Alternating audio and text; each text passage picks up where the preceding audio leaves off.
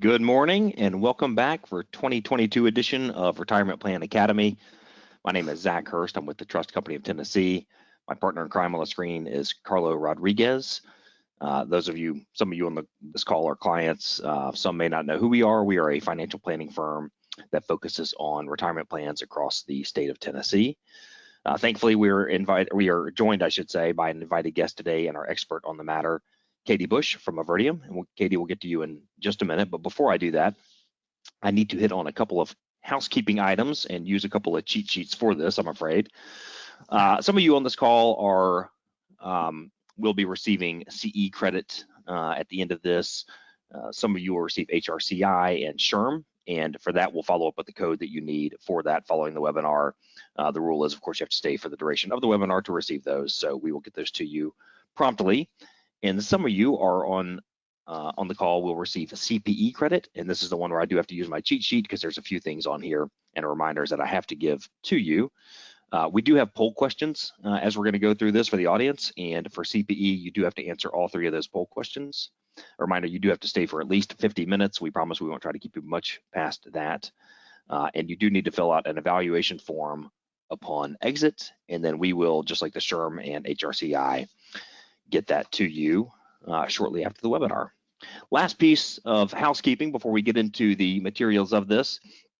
You'll see, and your screen is probably a little bit different than mine, but you'll see on your screen there is a little questions tab. And so if you have questions for Carlo, Katie, or myself as we go through this and questions about the topic, please go ahead and put them in as those come to your mind. And what we'll try to do is answer them as they come in. If we can't, if we just don't get to them, or if we don't see them right away, we do have time at the end to go through those. So, Carlo, I've already spoken too much on the two of us. I'd rather focus on Katie, our featured guest for this very critical topic of cybersecurity, the stuff that frightens me to death because I don't know what it is or how these people do what they do. But Katie, instead of me reading off of a script here, how about you tell us about Avertium and your role there? Absolutely. Well, thank you for having me. I appreciate the invite. It's good to see you both again. Avertium is a 24/7, 365 security operations center that monitors our customers' networks for malicious activity. We try to keep the bad guys out.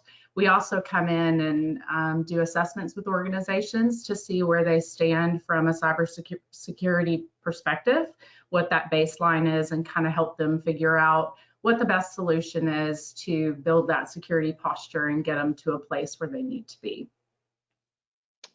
Got it. And I asked our Avertium and Katie work with us directly at our company, and I asked our head of IT about what you all do for us, and he knows me well and that he has to really dumb it down for me. And he said they come in and act like the bad guys so that they can see what bad guys can attack and try to block it. Is that about right? That's right. We do. We just make sure that your network is secure. Perfect. And we're glad ours is. And with that, let's jump into cybersecurity and why hackers are targeting retirement plans. A lot of people on this call, Katie and Carlo, which you're aware of, are plan sponsors for their company or may have some role in some capacity with a 401k or other type of retirement plan. And certainly we've seen a lot of action going on in that space right now. Carlo, take us through that and what's happening right now, what the trends are. Yeah, so one of the things that hackers are looking for definitely is something easy for them to attack, something easy for them an easy way to get some money. But right now there is a heightened level of plan distributions due to COVID. These last 18 months, people have been needing to access some additional funds. Retirement plans are one of those places that they are looking to get some money. So there's definitely a lot more activity when it comes to distributions. So hackers know that, and so they are trying themselves to pretend to be a plan participant and take one of those distributions out. Working remotely has definitely impacted the access to these cyber criminals to attack maybe some unsecure, whether it's Wi-Fi, going to the coffee shop using their internet. Those are ways that they can gain access to sensitive material. And then the third one is financial accounts are just a little more vulnerable because we're not using those that often. So if you think about a plan participant, they're probably not logging into their 401k account every day or every week. It's probably every several months, maybe once a year. So they're just not using it as frequently as some other, like their email account. They're logging in. They're probably changing that password more often. But financial accounts, especially retirement accounts, are just not used that often. Yeah, and the middle one here, Carlo, to me is I mean, how relevant is that right now? Talking about working remotely and the increasing of the exposure there. And Katie, we're focused on the retirement plan side, but surely that has to be just a big thing for your company over the last 2 years, right? Oh, absolutely. When COVID hit and, so many people went remote, organizations didn't know what to do. I mean, they just had not dealt with that before. And protecting assets and computers and access to data outside of their network that they had protected became null and void. I mean, they were having to deal with people's home networks, what they were connecting to, what laptops they were using, if it was a personal one versus a work one. So yes, there were a lot of stressed out IT teams trying to figure out how to deal with all these people working from home.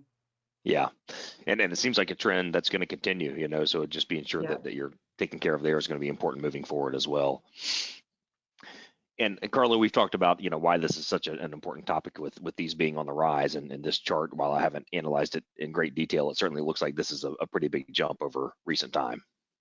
Yeah, for sure. You can clearly see from, 05 to now, the increase in data breaches has just exploded. And these are just reported.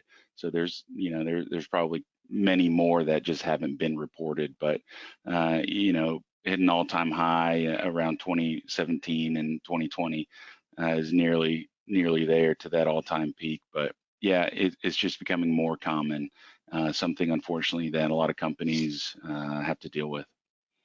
Yeah, it's and almost. I was just going to say to Go ahead, that please. note, one thing Avertium ended up having to do over the past few years, just because of this increase, we were getting so many phone calls of, hey, our networks are getting encrypted, we're down, we received a ransom note, and we had utilized partners to help us for those situations. Because as you can imagine, when something like that hits, it's not at 12 o'clock on a Monday where everybody's available. It's at 5 o'clock on a Friday or New Year's Eve at 6 o'clock or something like that. So we actually had to go build out our own incident response team to handle those situations because we were overloading our current staff and even the partners that we were utilizing. So, I mean, just to speak to that, it's increased enough that we've put forth a ton of investment in building out a group like that to help people in those situations. Yeah, and I like the word that Carlo used there of these are reported. It seems to me that it's really easy to not report, almost too easy. I mean, Katie, is that the biggest issue that there is unreported cases? Yeah, I mean, it depends, depending on what compliance frameworks you fall under, there are situations where you're forced to, if it's a certain amount of data or a certain amount of records that have been known to be taken, there is a responsibility to report that. But I can tell you from experience that there are quite a few companies that I don't think probably do. And for one reason or another. Yep. Okay. And this is just an interesting slide, and one we don't have to spend a great deal of time on, but this is just cyber attacks by industry, reported cyber attacks by industry, finance and insurance being at the top. That's not surprising. Katie, I'm sure that you all work with industries across the board. Are you seeing any trends, or does this surprise you at all what you're seeing on this page? This doesn't surprise me. I would say, yeah, financial, just because of the data that's there, that's worth a lot of money. Manufacturing, for sure. We've seen a big rise in manufacturing. But then I would also say healthcare is up there to me as well. We've just seen a lot more of that probably more recently than before. But yeah, it looks pretty well in line. Okay. Cool. So just some of the reasons that we are talking about that for today. And because of those reasons, I guess, Carlo, I think last year maybe the DOL for the first time perhaps came out with guidance for plan sponsors, those that are involved with their company's retirement plans. Can you talk through that a little bit? Yeah, sure. No, you're exactly right. So April of 2021, the Department of Labor actually issued guidance. It's regarding cybersecurity. First time they've ever addressed that issue, and it came in three forms. Tips for hiring a service provider, so that'd be for the plan sponsors, fiduciaries of a plan, letting them, giving them some idea of what they should be doing when they're trying to hire a service provider. The second was online security tips. That was primarily for plan participants, beneficiaries, just some common sense things that they should be doing when they're going online. And then the bulk of the guidance was around cybersecurity program best practices for plan sponsors, fiduciaries, record keepers. And that's really where we're going to spend probably most of our time today about the cybersecurity program best practices. Good deal. And so we're really going to cover a couple of the things that you just talked about there. And the first one is tips for hiring a service provider. And so number one on the far left, asking about their information security standards and policies. Clearly that should be part of it. And really digging deeper into that and understanding how they're going to be protected, how you, the plan sponsor, are protecting your employees through your service providers, be it your advisor, your record keeper, or if it's a bundled solution there. Katie, I wanted to spend a second on the fourth one from the left. It says, have they experienced past security breaches and how were those handled? I mean, the amount of breaches and the rising cases here, is it still not just speaking about 401k plans, but generally speaking, is it still kind of a knock to have them happen to you, or is it more about the process once they do happen and how they're handled? Yeah, honestly, Zach, it's not if, it's when at this point. And there are probably organizations out there that have no idea. At this point, most companies that have been breached, they've been forced to put in better processes, technologies, training their employees, et cetera. So they should be more secure than they were before the breach. Look at Facebook, Colonial Pipeline, Target. I would trust an organization that's been breached a little more than one that doesn't really see the risk in it, just because they've now been pushed to do these things. Also, another thing around that, cyber insurance companies are really putting stricter requirements in place that are forcing companies to do certain things, or they can't get cyber insurance.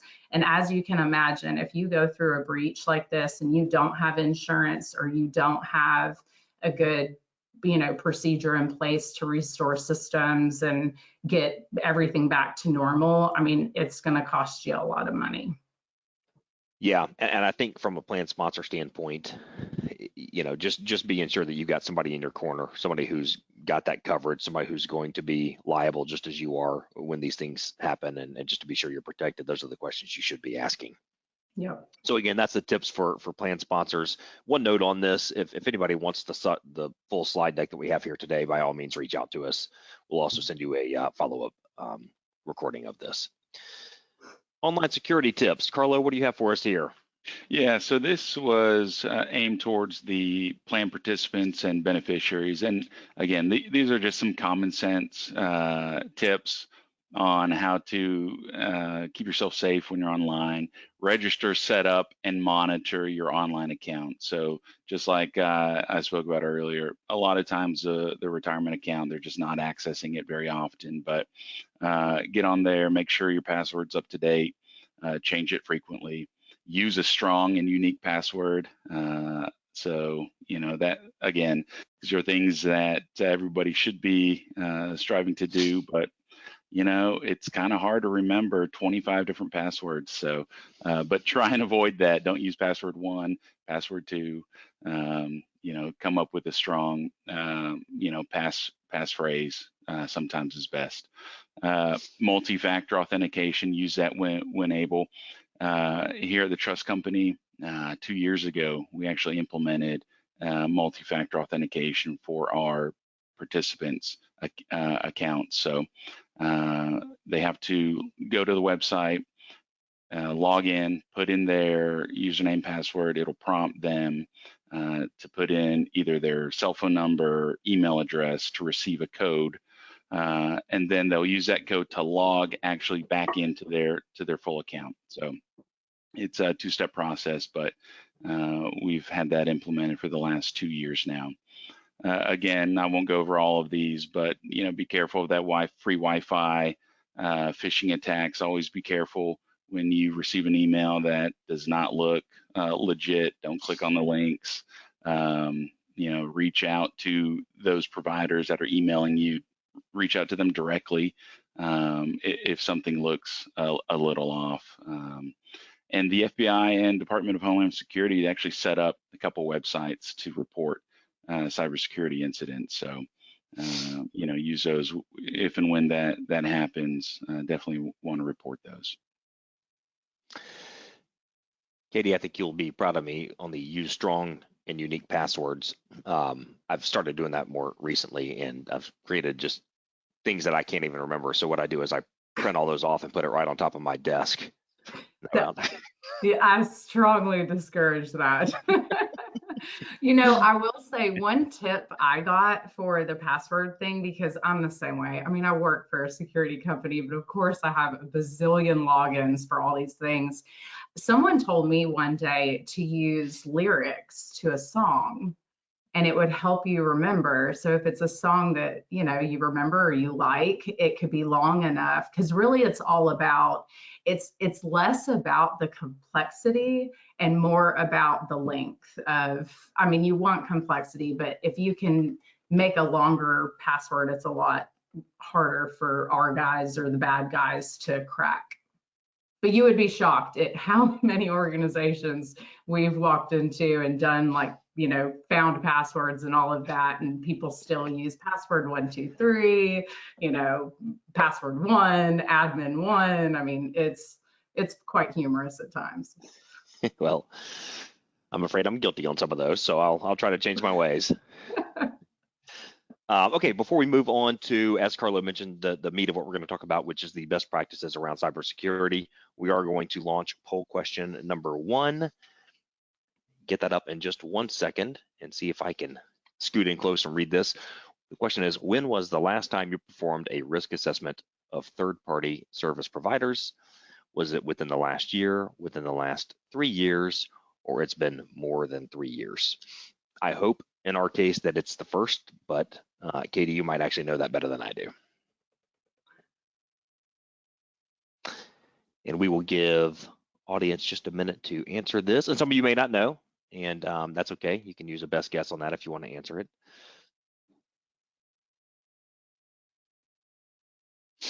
Carlo, any guess as to what's going to be the most popular here? I'm going with within the last 3 years. That's okay. my number 2. Yeah, but hopefully it's number 1. That's right. Hey, there we go. Well, results coming up. Carlo loses. That's good. You're right. I'm impressed by that. I am too, and perhaps that's just maybe part of that is what we went back to, and this pandemic and working remotely, and everybody just saying we really need to beef up, what we're doing here around this. So maybe that's part of it. Yeah. Which is great. That's what we should be doing. Okay. So we will move towards, as we said, the meat of this, and we're going to look at cybersecurity best practices as outlined by the DOL. This is, I believe I have that right, Carlo. Is that right? Back in 2021? Yep, that's correct. Okay. Great. So we have 12 of these total, which we are not going to cover all 12 in great detail, but I do just want to leave it up here for a minute so that all of us can read through these, and I'll read through some of these with you. 1, 2, and 3, we are going to spend a little bit of time on, have a formal, well-documented cybersecurity program, conduct prudent annual risk assessments, so no surprise on those two, have a reliable annual third-party audit of security controls, so again, making sure that you do have somebody coming in once a year to check on those. Clearly define and assign information security roles and responsibilities. And that might be a committee, by the way. Some of you may have a committee that you need to find the right people and the right players from different departments to be part of that. And oftentimes that's a successful way of doing it. Have strong access control procedures and ensure that any data stored or managed by a third-party provider are subject to security reviews and independent security assessments. And again, we'll spend more time on number 6 as well. 7 as well, we will focus on conduct periodic cybersecurity awareness training, implement and manage a security system development lifecycle program, have an effective business resiliency program addressing business continuity, disaster recovery, and incident response. That's that's an important one for everybody to have. Katie, you might find this a little bit humorous, and I think Carlo knows the story. I was part of a group that's on our incident response team, and we were going through training, my first time being on the team. And it was a lot of extremes, right? A lot of extreme what ifs that we all need to prep for. But about halfway through it, I was sitting there thinking, this stuff isn't going to happen. And without providing great detail, and thankfully it was not associated with our company, but there was some confusion around it. Sure enough, 2 weeks later, something happened that we had to respond to. Again, fortunately not us, but I thought back to 30 minutes into this program saying this is never going to happen, and then 2 weeks later, I'm right in the middle of it. So number nine, while we won't spend a lot of time on that today, it is important that you do have a program in place, and perhaps that committee or whoever the roles are that are involved can put that together for you. 10, we will cover that is encrypt sensitive data stored and in transit. As plan sponsors, that's going to be probably one of the more, probably maybe the biggest focal point we'll cover today, just based on what we've seen with what clients like to do on the 401k side versus what maybe they should do to ensure that sensitive data is stored properly. Implement strong technical controls. And 12, we will also focus on appropriately respond to any past cybersecurity incidents. Again, Katie mentioned to us, maybe it's not if, but when, and so that response is going to be one of the key parts to this. So Katie, I might turn to you for this one. This is cybersecurity best practices, and just talk us through maybe how you work with clients on this and what this page means to you. Yeah, so a cybersecurity program that's well documented within an organization can definitely look different for different industries and different size organizations, but they all really have those basic key general things. So that program development really digs into organizational governance, the assessments that you're having done, your policy and procedure development, the awareness training you do for your employees, architecture review. I mean, there's just a lot of pieces that pull into this.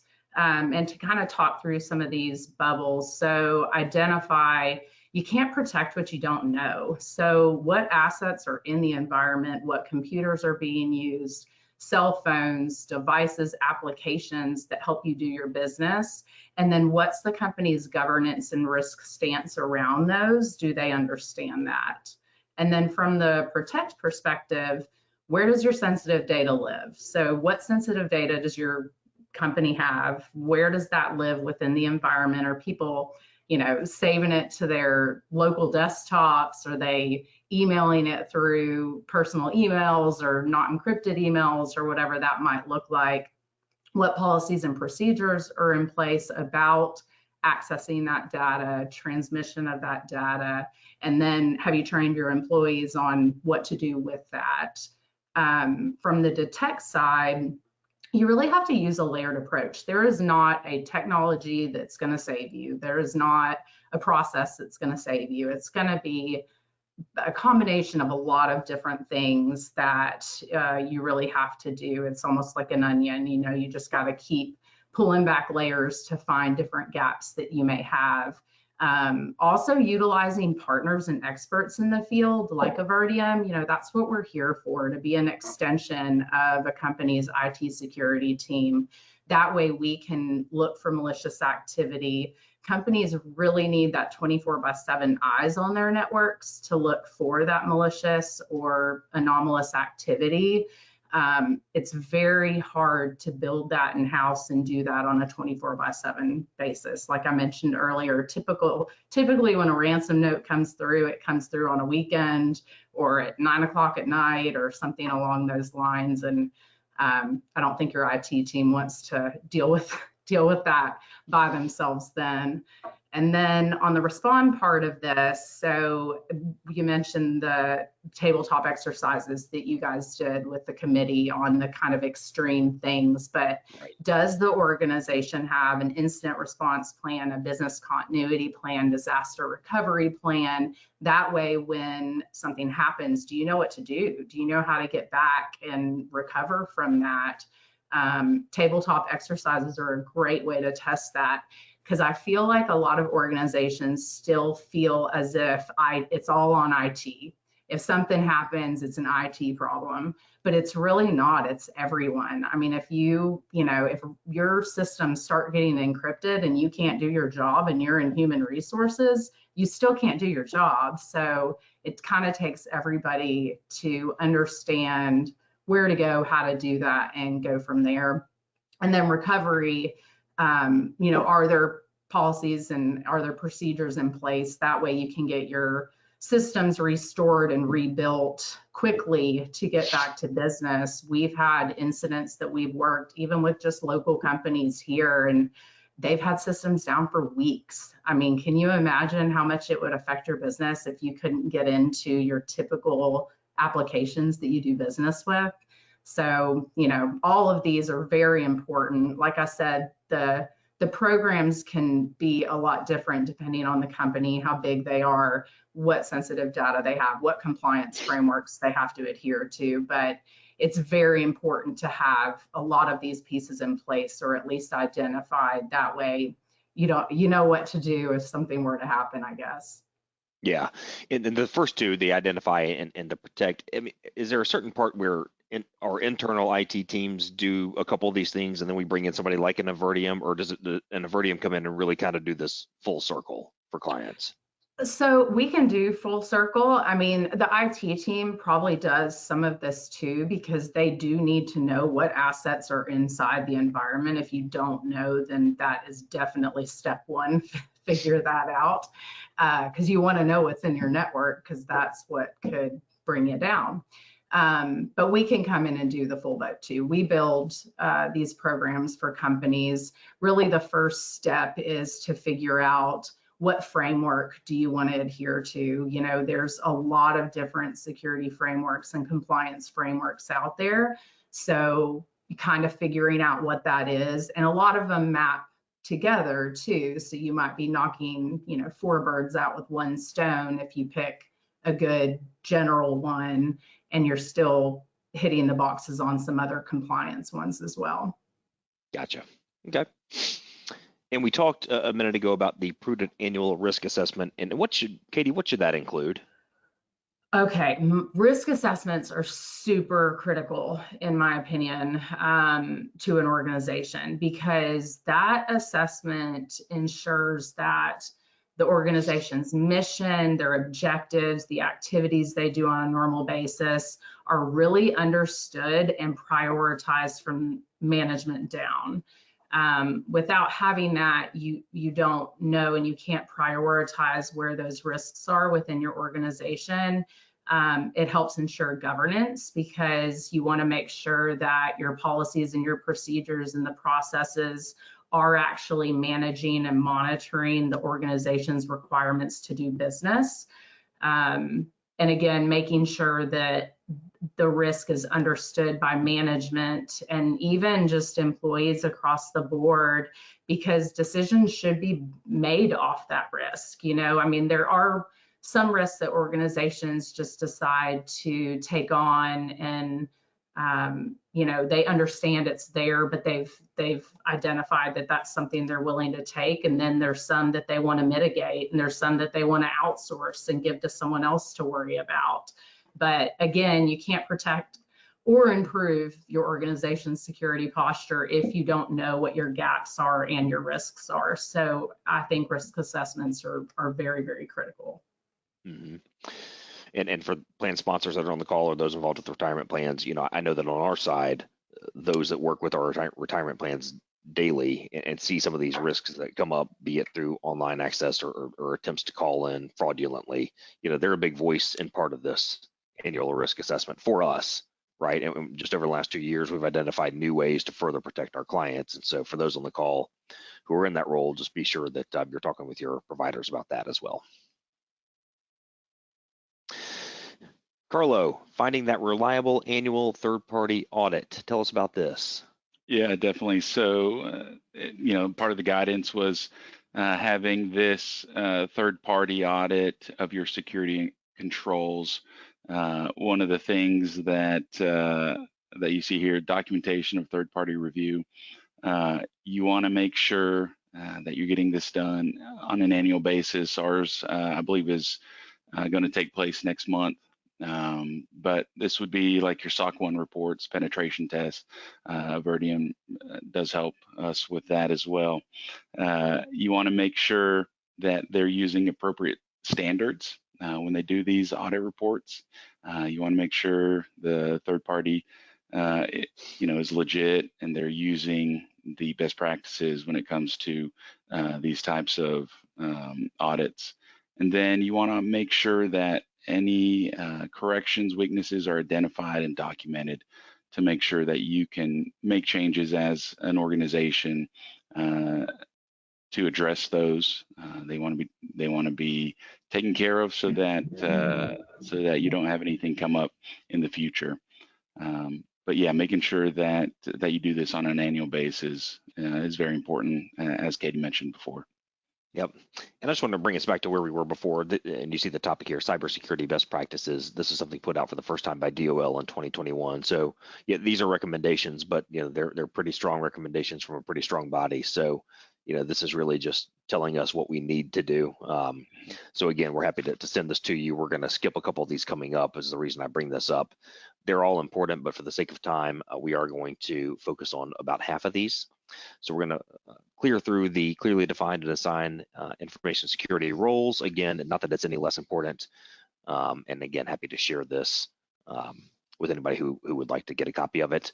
And Katie, before we jump into number 6, the security reviews, I do want to launch poll question number 2 for the audience.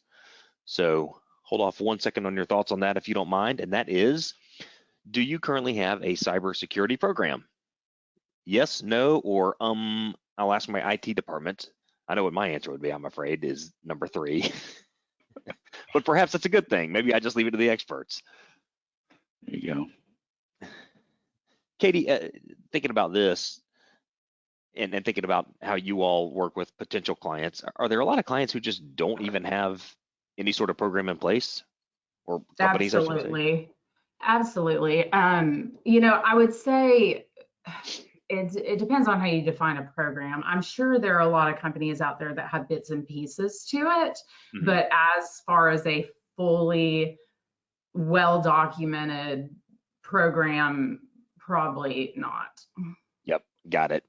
So good news here is we're mostly yeses, and then a lot of the I don't knows. Hopefully those are yeses as well. But yeah, again, I know very little about this space, which is why we're covering it, you know, to bring us all more awareness to it. But I would be uncomfortable working for a company that didn't have the procedures we had in place. So that's a little frightening.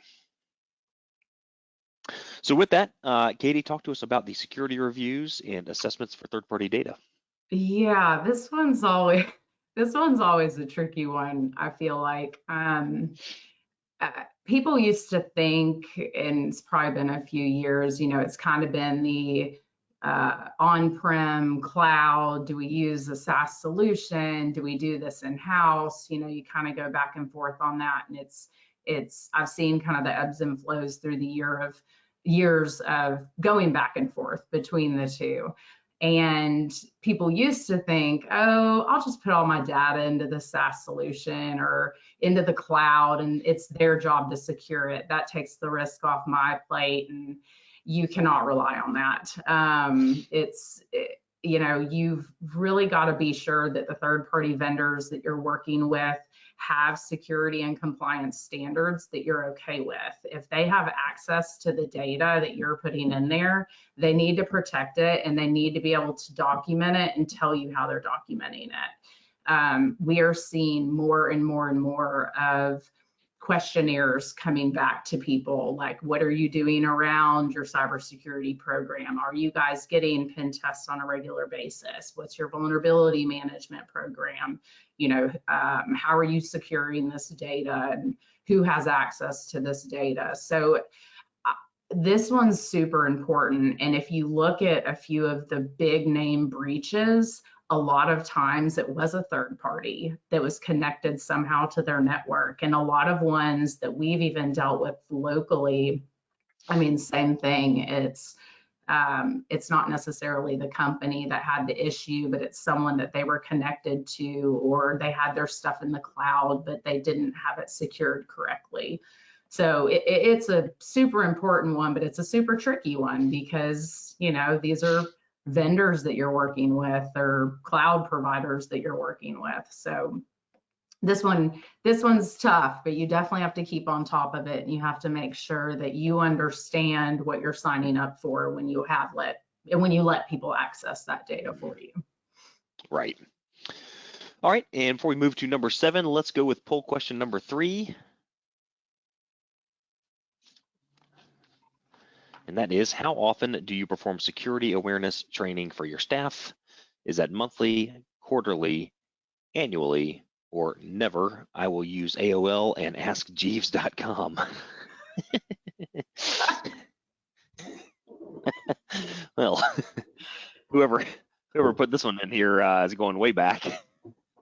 I'm not sure who's all on this call, but I'm sure everyone just loves going through the security awareness training that they have to do if they are doing it. I'm getting to that one on our next slide, because Katie, you know me somewhat well, and this probably won't surprise you. I can't stand stuff like that, right? And just having to stop what I'm doing and do something else for that. But we've put in a program here in the last year or so that I actually enjoy, and I think Carlo will echo that, but we'll get to that in just one second.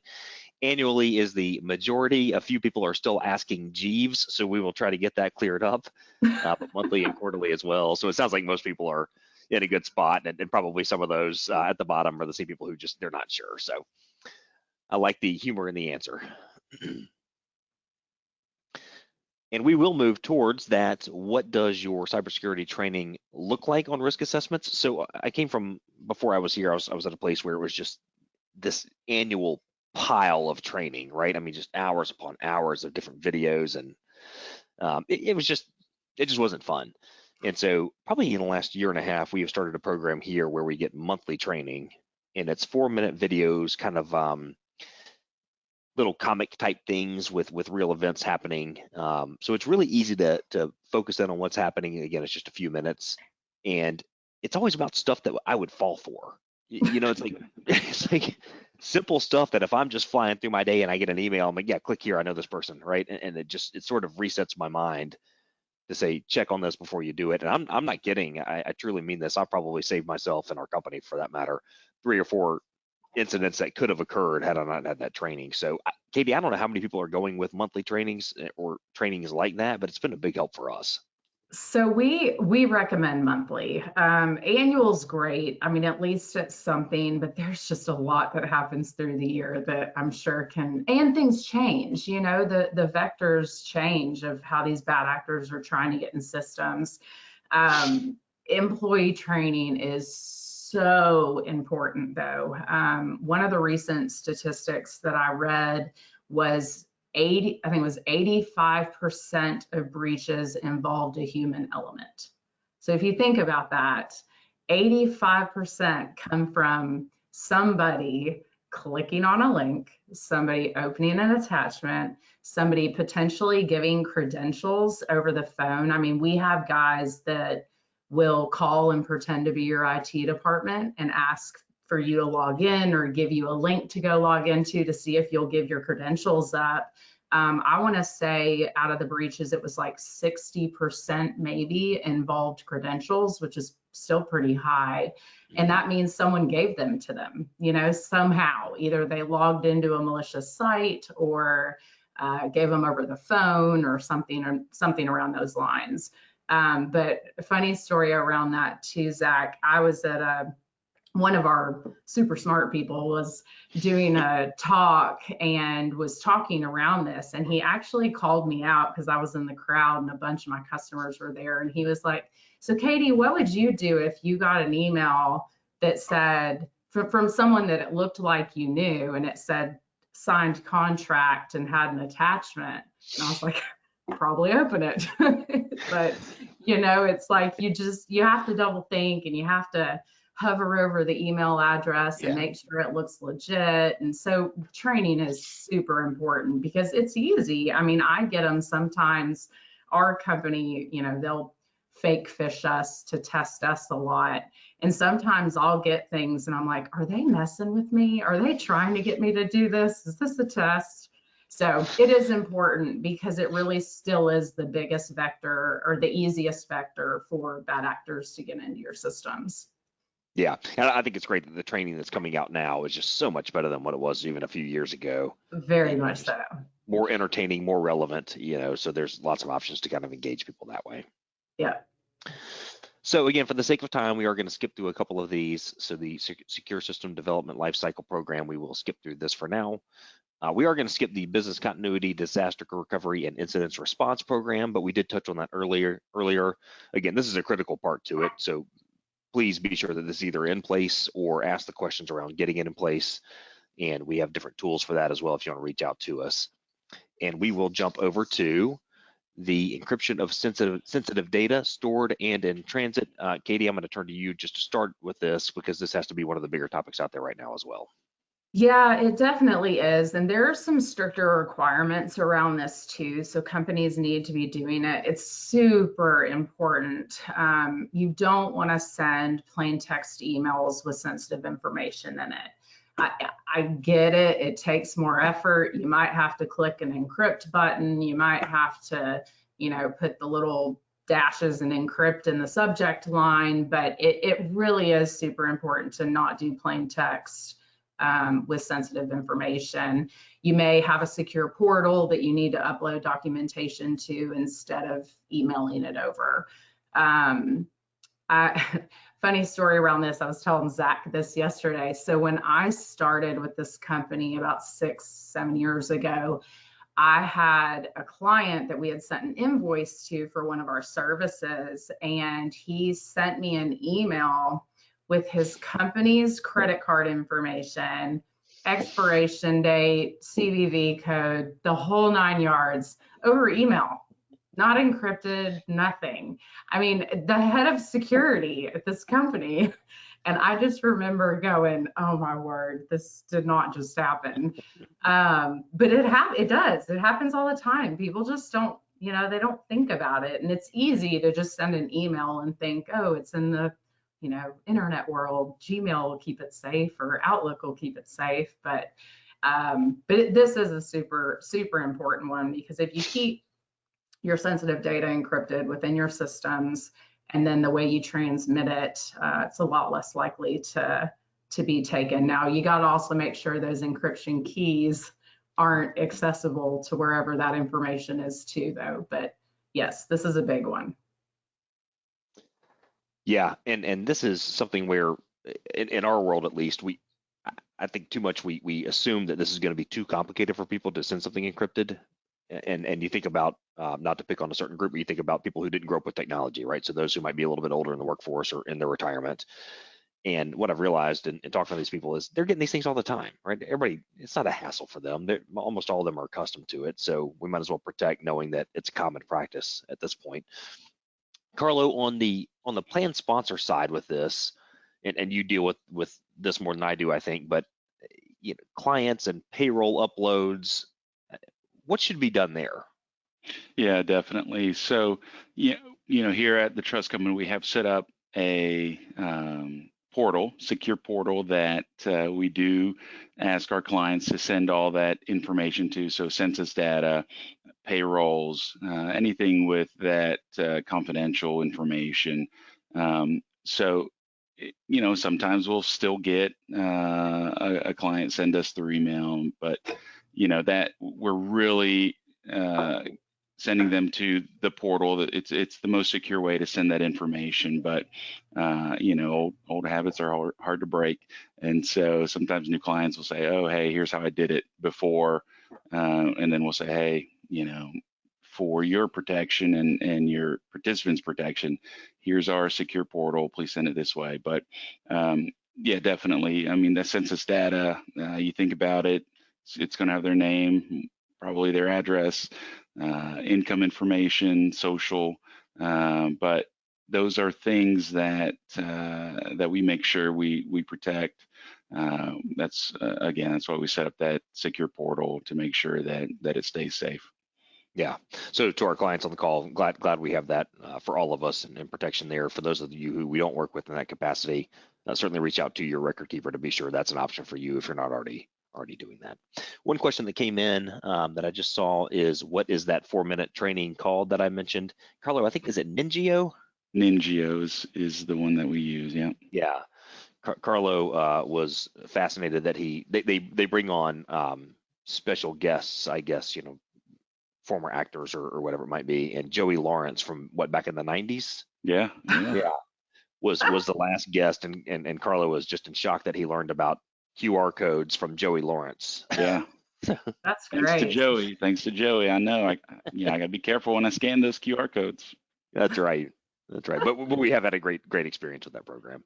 Oh yeah, for sure. Again, for the sake of time, we will skip through 11 and 12, best security practices for technical controls and responsiveness to cybersecurity incidents and breaches. This one, having us skip it for now, that's simply because we covered it earlier, and the importance of having this in place. I'll go back to, again, what Katie said is perhaps not an if, but a when. So be sure that this is part of the plan, and be sure you have this set up. So how is the trust company, how are we protecting client accounts? Carlo, do you want to help us with this? Yeah, so first off, we do require all plan participants to be enrolled in our multi-factor authentication. Again, set that up a little over 2 years ago. They have to be enrolled in that to access their retirement plan accounts online. So that is one step. Second, we do verify. So if we do get a phone call from a participant, our customer service department is very good at making sure that they answer the account validation questions prior to releasing any information. So they're just, they're making sure that the person calling is who they say they are, and actually the next step is to red flag the account if there is any type of suspicious activity. Not long ago, we did have an incident where somebody called in, couldn't answer all the questions, couldn't validate the email address. The account, the customer service representative could tell something was up, red flagged the account, reached out to the relationship manager on that account. The relationship manager said, I actually spoke to that individual just last week, like 4 days ago. The conversation had nothing to do with taking out a very large distribution. Let me reach out to him. Reached out to the participant. He said, nope, that's not me. I did not request any type of distribution. So we notified this individual, hey, you probably need to update your passwords. Your email address probably has been hacked. So he changed all that. This person who was trying to gain access called back again a little bit later, tried to get to somebody different, and could not verify, because luckily the participant actually changed their password, changed their email address. So they couldn't validate the new questions and the new email address. So we're definitely always monitoring, making sure that if something comes up, we're going to red flag it. We're going to reach out to that individual. So kudos to our customer service department for being thorough on every call that they take. And that's huge. Yeah, go ahead, I mean, Katie. really, that is a big thing. One, not kind of different, but same path. We have a lot of companies that do wire transfers for invoices or, work that they've done. And we have seen a ton of money wire transferred to the wrong people because they don't validate, they don't make sure that it's going to the right thing, or they get a notice that the banking changed and they don't pick up the phone to make sure. But that's what we always say is just pick up the phone. Don't rely on email, don't rely on that. Pick up the phone and get in touch with the person that you think you're supposed to be talking to validate. So that's awesome that they're doing that.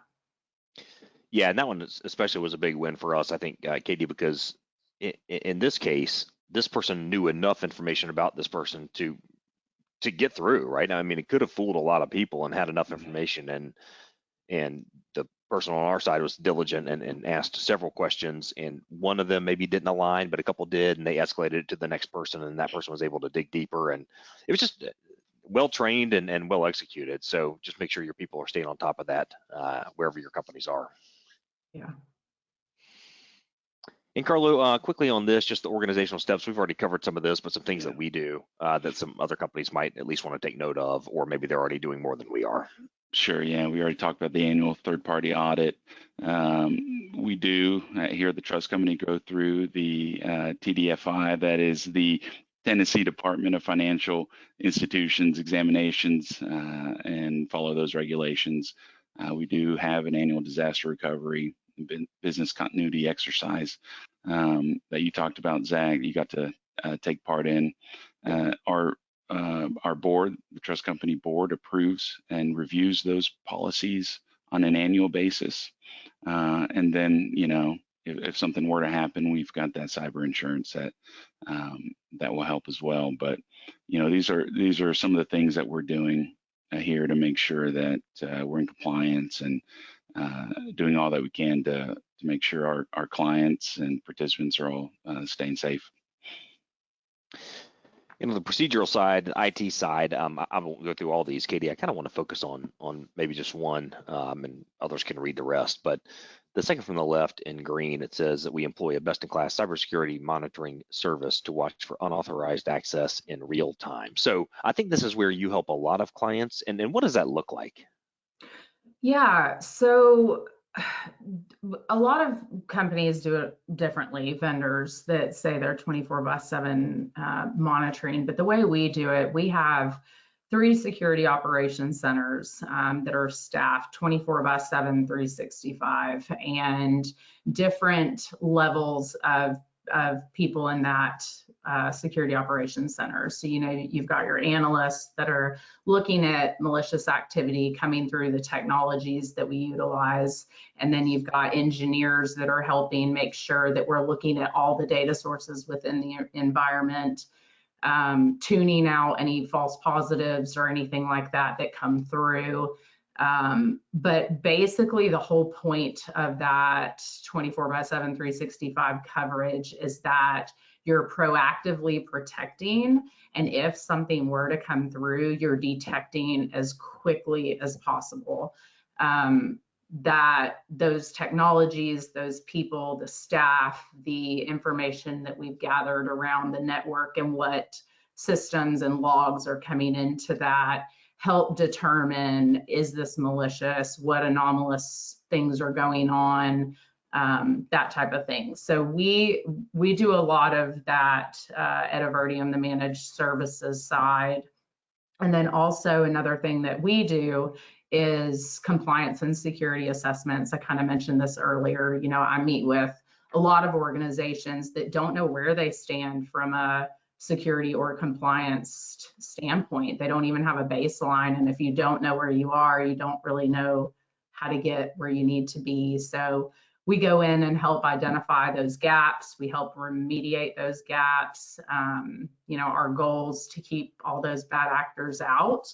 And if they do make it through, because like I said, it's really not a if, it's a when.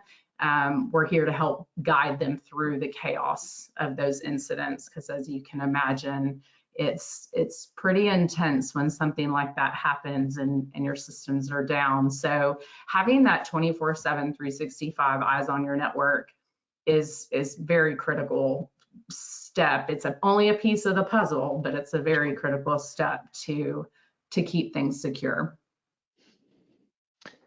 Excellent. And last couple pieces coming up, Carlo, just TTC procedures. I think we've covered some of this, but some procedures that we have as it relates to our employees. Right. So, whenever we hire anybody, we're doing background checks on everybody, multi-factor authentication for our own system. So if I need to look up an account for a participant, we do utilize that multi-factor authentication as well. Just another layer to protect the information. Like you mentioned, Zach, Joey Lawrence comes and he does our monthly security awareness training. And then we've got procedures in place. So if somebody leaves the company, terminated, they're immediately locked out. So they don't have access to any of the information or programs that they did before. So we make sure that we lock them out. Good. And let's leave everybody with just a couple of or a few action items to take here in terms of steps you can have in place to prevent cyber attacks as best as possible, at least. Carly, you want to walk us through these? Yeah, sure. So, again, these are all things we talked about. Encourage your employees to review and update their personal account at least annually. If things change during the year, it's always good to take a look at that information. If you move, get married, things like that, you want to make sure all that information is up to date. Don't send us the personally identifiable information through email. Use the portal if you're sending us your payrolls or census information. That's why we've set that up. So be careful about what you're sending and how you're sending it. And then, of course, review your internal procedures to make sure that that employee information is protected. Don't save it in an old filing cabinet in the warehouse. We had a client at a previous job that I was at, and they literally kept all their employee files in these file cabinets in this old warehouse, and the warehouse burnt down. Oh. And they had none, yeah. So make sure it's protected, make sure it's safe. Yeah. Well, thank you both. I'm just going to bring up, we have, by the way, we had questions come in and we covered them on the topics as we were going. So thank you for those who submitted. We do have another webinar coming up next month in February. It is time to talk about investment changes and some things that we should be looking at as plan sponsors and plan providers. But for now, I think we just hit on probably as critical of a topic as any in any organization. So Katie, thank you for your expert knowledge that you brought today, and Carlo, thank you for all your work in getting this together as well. Yeah. Thank you for having me. Yeah. With that, I am going to go shred that piece of paper on my desk that has on my password. Kidding. Just at least put it in your drawer. That's right. But thank you all for being with us. We enjoyed it as always, and we will see you next month. Thank you all.